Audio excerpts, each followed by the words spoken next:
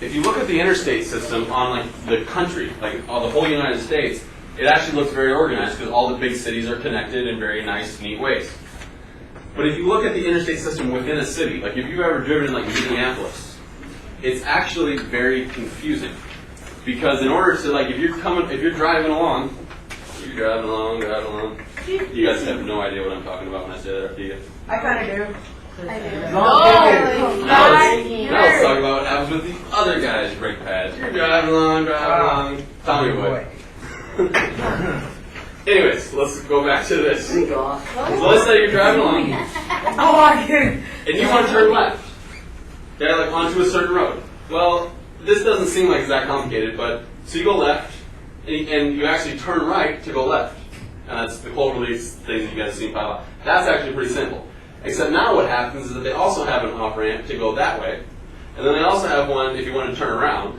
And then they also have, if you want to stay going straight and turn right eventually. And so pretty quickly, what used to be just a left turn or a right turn or straight becomes this weird complex thing that if you take a wrong turn, you gotta like go like 10 miles to figure out, or you gotta pull off and figure out, okay, where am I at? How do I get back to where I'm supposed to be? And so it used to be, like if you get lost in like South Sioux, you just go around the block. Yeah. Like most towns are set up on like, it's what they call a grid system. Straight and straight. So up and down, left and right, like when you look at the map. But interstates take that away. Because they're not interested in organized, they're interested in so you don't have to slow down. So they take the turns and stretch them out, and so you can go faster. So when you look over here, technology is not neutral. Tech promotes some goals over others. Interstates promote the goal of speed over the goal of organization. I saw some of you write that down, but that's a really big point. So you all might want to write it down.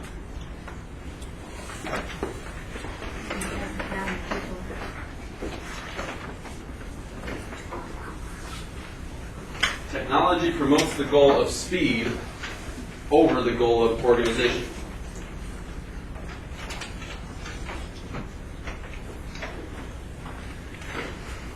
And then the last point that I want to make before we go on to the article that's in front of you. University of Phoenix. Stay with me. Look up here. I said before we go on to the article. I like the model. When people had to go a long distance before there was interstates, there were cars. Okay, like I'm not talking about before cars. When they had to go a long distance, a lot of times you didn't want to take that trip because you knew you're going to be stopping every 20 miles for the small towns, and then for their one stoplight or their one stop sign or whatever. And so a better way to travel was trains. What's the benefit of traveling with trains? They only made designated stops where people need to get off at. Okay. They don't stop at all unless they like have to because of reasons. People stopping for Okay. You can sleep on them and don't have to drive. All right. They don't have to go to gasoline stations and go to the bathroom. They have bathrooms. Okay. Are you sure? Yes, they do. So. What else is the benefit of trains? Come on, people. Think about some of the problems you identified. They go fast.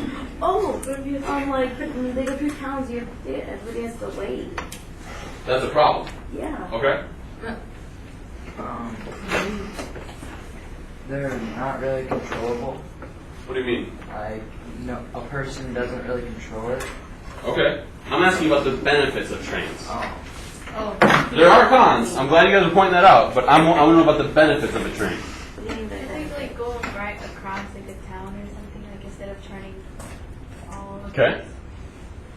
They can have computer generated, so they don't have to have a work. This is before there was interstates, so there's no computers.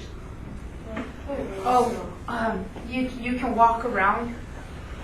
Now, when you're walking around in a train, like let's say you're on a big train, there's a whole bunch of people on it.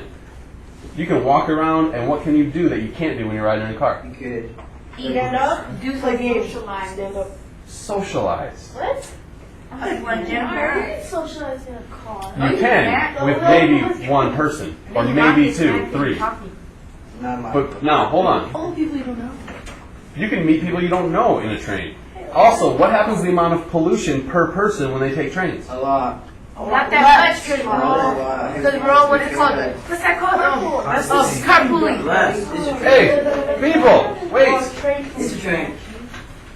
Train. What? What's a train? Thomas. Person. A train is a train. What happens to the amount of pollution when we all take trains? We all go down. The pollution goes down per person. Pollution doesn't go to zero because trains still pollute. But the amount per person is smaller. And so that takes care of one of those problems. But yet when we got the interstate, think about how the interstate actually sends us kind of a message about, well, hey, you don't have to wait, you don't have to run on the train station schedule. You can leave whenever you want, go wherever you want, because trains only go to certain places.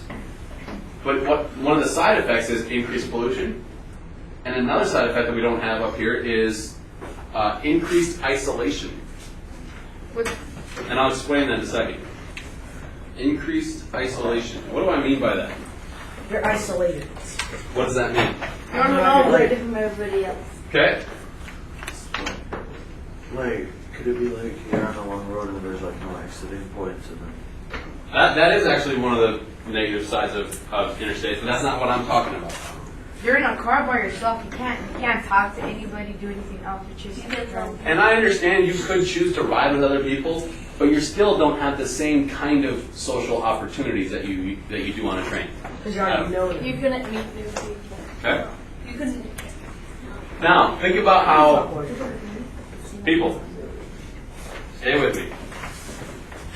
If a car can cause increased isolation, think about how the internet and cell phones and things like that, which were supposed to bring us all together, have actually caused us to be more isolated.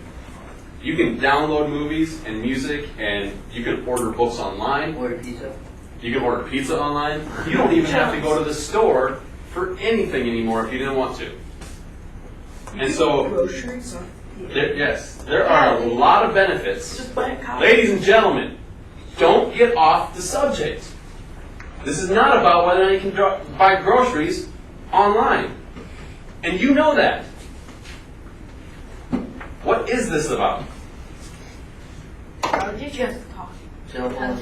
How it doesn't socialize. It's muted. You can't socialize with people. You're isolated. Thank you. So some of you are getting the point. I'm very pleased. But we think cell phones and internet and all that stuff is going to bring us closer together. And think about how people probably thought the same thing about interstates. Because now I can go see my friends that are 200 miles away a lot faster. But yet, in the process of going there, you're actually becoming more isolated. In the process of engaging in the internet, you're becoming more isolated. Some people are thinking that Second Life is a really, really awesome thing. Do you guys know what Second Life is? It's the other life after this life. No. Second Life is a video gaming system. And you actually go on there and you become a person online. And it's like this whole other world where you are an avatar. I don't want to talk about it. But there are people who think Second Life is this awesome thing because you're going to get to meet all kinds of people you didn't meet before. Except you're not meeting the people who are right next to you. And there's a lot of benefit in talking to the people who are right next to you. And we're losing that. But, You don't know. okay, what if you're at home? You're right, you still talk to your people who live in the house with you, but you might not talk to your neighbors anymore. I don't like my name. It's fine. I like my friends are named. They're weird. Alright, stop. I'm going to give you, we'll say 2 minutes to read the article. As you're reading the article, don't start reading, wait, look up here. Switch side. Look up here.